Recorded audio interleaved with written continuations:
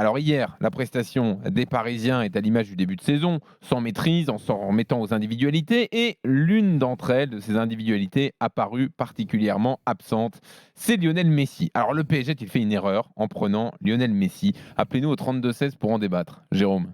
Oui, oui, de plus en plus, je pense ça. Alors, je m'explique, c'est pas contre Lionel Messi. Bien sûr que moi, je suis personne pour critiquer Lionel Messi, qui est le meilleur, qui a été le meilleur joueur de la planète foot et même de peut-être toute l'histoire du football. Mais n'empêche que quand tu prends Lionel Messi, tu t'attends à plein de choses. Déjà, à des exploits individuels. Ça, c'est sûr qu'on a du mal à voir depuis le début de saison. Tu t'attends à ce qu'il bonifie ses coéquipiers, ce qu'on ne voit pas en général depuis le début de saison. Et puis, il faut arrêter de me dire que maintenant, il est encore en rodage, que ça va prendre du temps. Non, mais tu n'as pas de temps, surtout à l'âge qu'il a, Lionel Messi. Coulé le biais, là.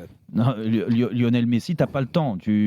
Sur les premières semaines, ok, sur les premiers matchs, d'accord, mais là, on arrive au mois de décembre, Jean-Louis. La première phase de Ligue des Champions, elle est passée.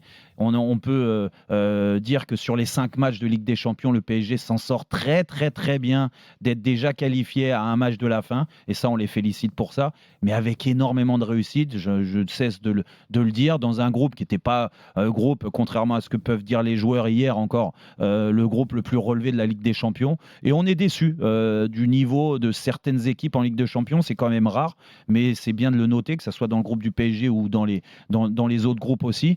N'empêche que tu as un style avec Lionel Messi que tu dois mettre en place. On est obligé de constater, malheureusement, qu'il n'y a pas les joueurs autour pour permettre à Lionel Messi d'avoir une emprise sur l'équipe, que ça soit un relais très important dans le jeu. On l'a vu que très rarement. J'étais content de son match contre Nantes.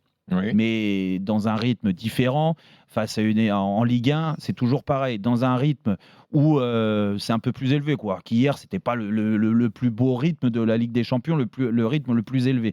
N'empêche qu'il y a des circuits qui sont, on dit souvent des circuits préférentiels dans ses déplacements. Alors, un coup, il était à droite. Là, hier, on l'a vu dans le milieu de terrain. Sauf qu'avec lui, malheureusement, il installe un faux rythme à l'équipe qui ne correspond pas aux joueurs qu'il a autour. C'est tout simplement ça. Et que le Lionel Messi, même lui, à l'âge qu'il a, lui demander de se réinventer par rapport à ce qu'il faisait à Barcelone depuis l'âge de 16 ans, mais c'est impossible.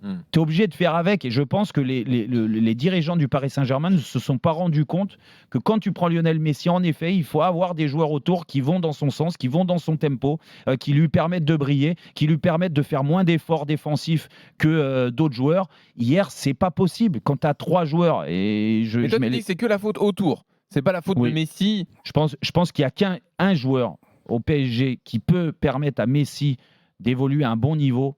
Et sur ce rythme-là, c'est Verratti. Le problème, c'est que Verratti, on ne le voit pas assez sur le terrain parce qu'il est blessé.